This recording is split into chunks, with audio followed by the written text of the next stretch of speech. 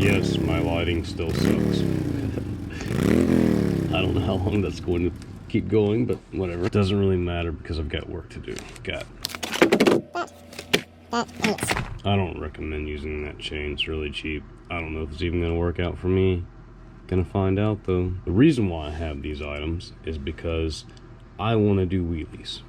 I want to ride off-road. I'm going to, I guess, spec my avatar for the raids that I'm going to be doing.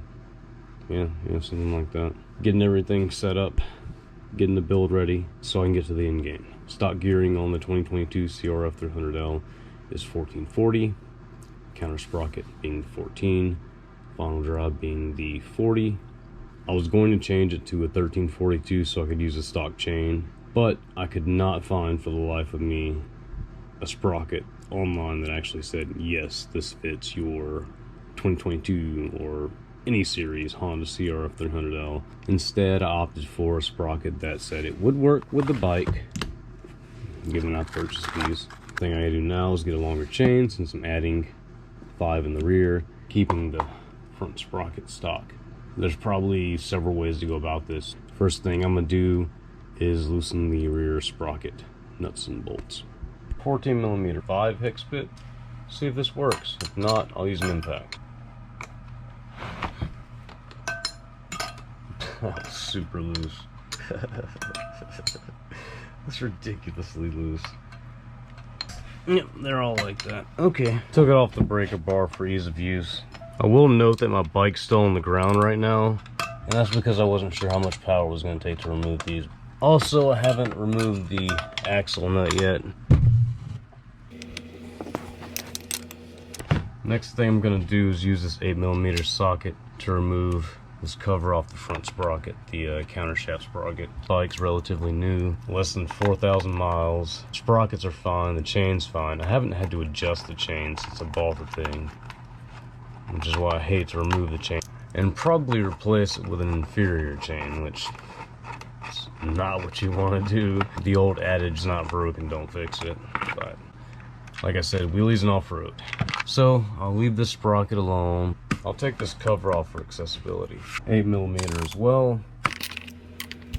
Now it's time for the angle grinder. Safety first.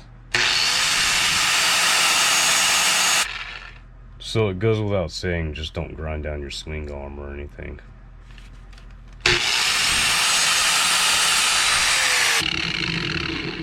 Got this chain breaker tool that I got from Harbor Freight for like $15. Not the greatest, it's all I've got though. I have one that I spent quite a bit more on, and I got it stuck in a 428 chain because I wasn't thinking that it's not designed for that. Don't do that either.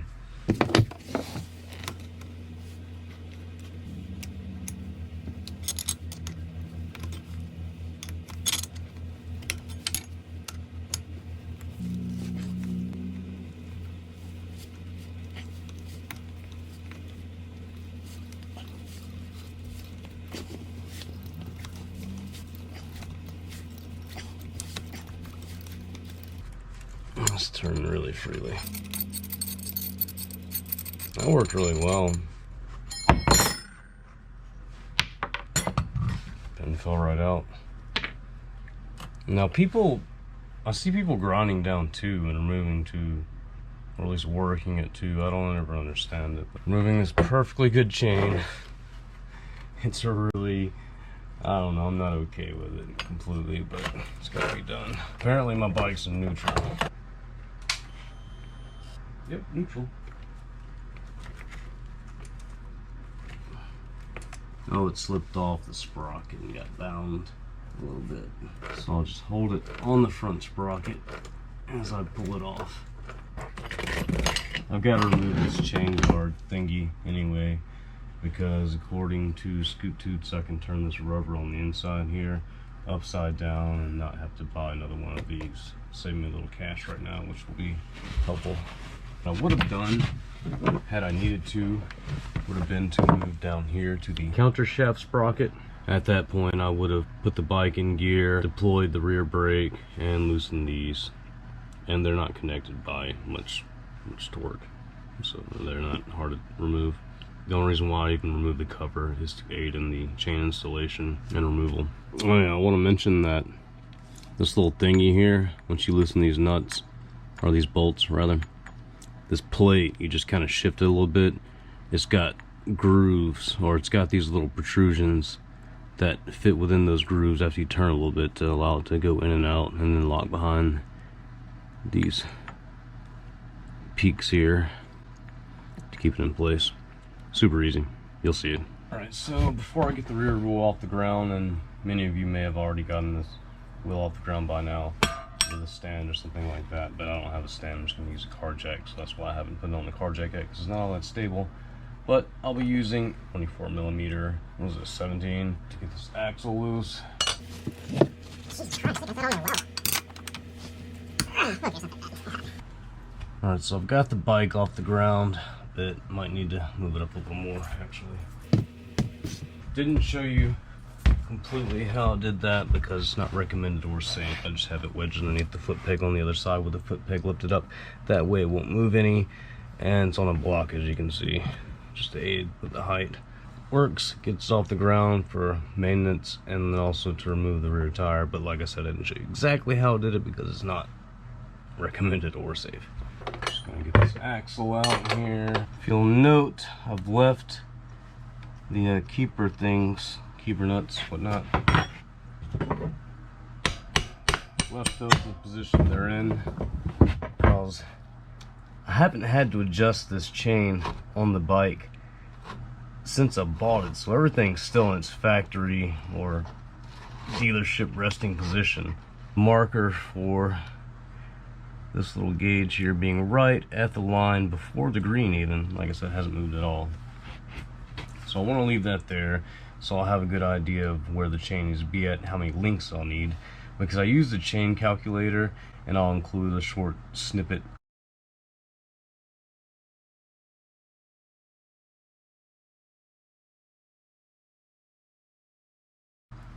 But I don't necessarily trust this telling me I need to add 6 links. I just want to make sure before I cut the chain, because I can't really afford to buy another chain if I goop this.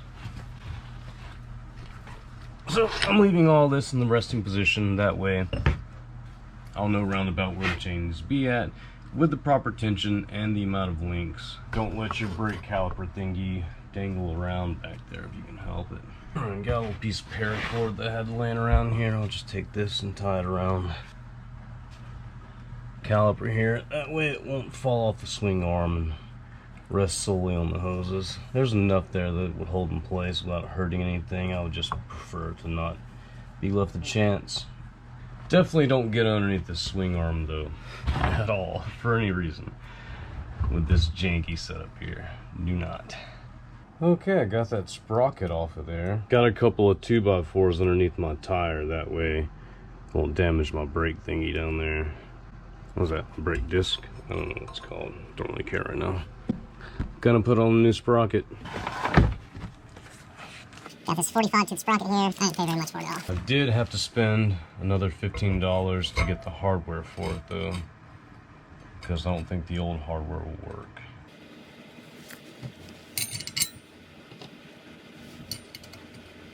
I don't know, looks like it will. Maybe they just do that to sell stuff. I don't know. I don't understand. I just know that I bought these tapered bolts. I don't know if I should use those or these. I don't know what's better. See, they have that goop in the threads already. It just says on the website that you have to use these. I don't know if they're just trying to drum up their nuts and bolt sales or whatever, but I bought them like a sucker anyhow. As you get some more tools, I'll get these sort of just held on there back on. I won't torque them yet. Word to the wise, you know, as you're tightening anything that's sort of like a tire or a rim or anything that has a flat plane like this, just do it in a crisscross pattern like you will on a tire, like you're changing. Things will be better if you do so. This doesn't come with any washers, and I guess I'm not supposed to use washers. The other things had washers. Barely got the drive sprocket and the rear axle tightened. What I'm gonna go ahead and do is mess with the chain now. So I'm looking at sprocketcalculator.com here. Stock 1440, 106 links like comes on the Crf300l. Transferred over to 1445. This Sprocket calculator at sprocketcalculator.com is indicating that I'm going to need 112 links. I'll verify that before I cut anything, of course, because I would be stupid to not do so.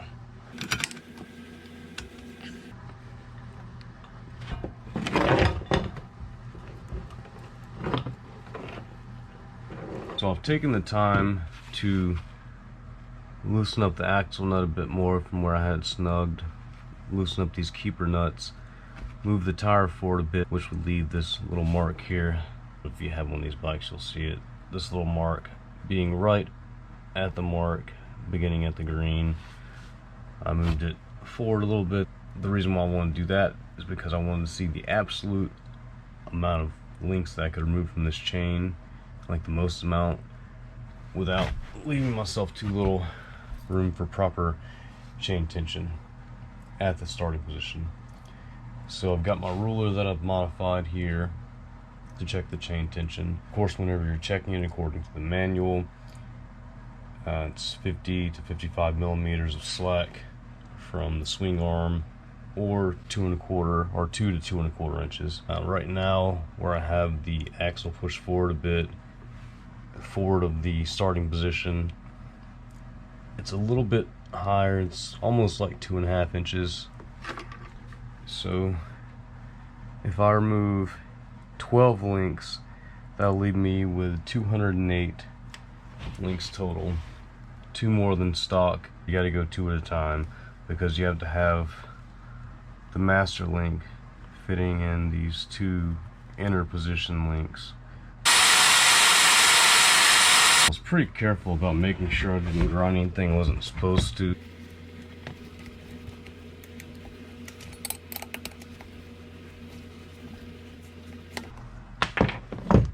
Trusty $15 Harbor Freight chain breaker tool. Who would have thunk it? Got my clip-on style here. Chain grease. Please spread grease on pin and seal rings. Do not eat. Keep away from a child. Alright, well, I can do most of those things. As far as keeping it away from a child, though, we already screwed that up.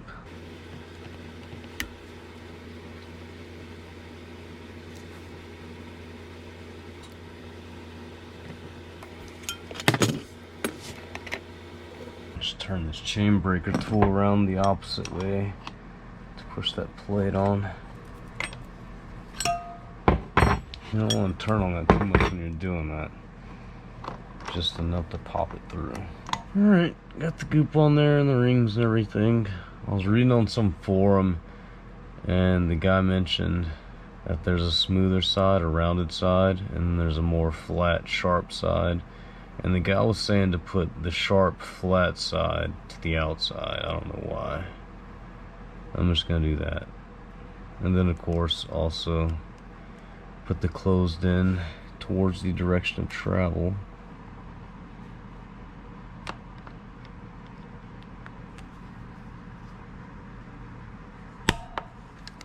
Once that's done, I'm just gonna torque everything back up, put the bike back together. These sprocket bolts and nuts, I'm only doing them by hands and not even bothering with a torque wrench because I think the torque spec's like 24 foot-pounds. But that's hardly anything and they weren't that tight from the factory. I'm just gonna snug them up by hand. Ta-da! Sprocket's on, everything's snug back together. Tension and alignment are good. I took this little rubber thing and flipped it over. For now everything seems fine. Hopefully it will be, hopefully it doesn't fall apart. I can't wait to see what this is going to be like as far as wheelies and off-road, because I'll find out soon enough. I'm twisting some safety wire on.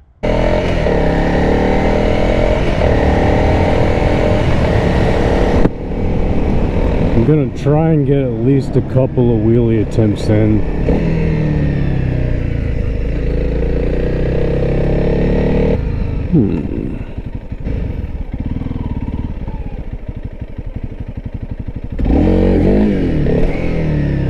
Ooh, that gets out of hand quick. It definitely comes up easier with the sprocket. That's the whole reason why I'm here. I want to see if it's easier, if it's actually easier with the sprocket change definitely comes up easier. I just came to this abandoned road. Okay. Just getting a feel of it. That's all I'm doing.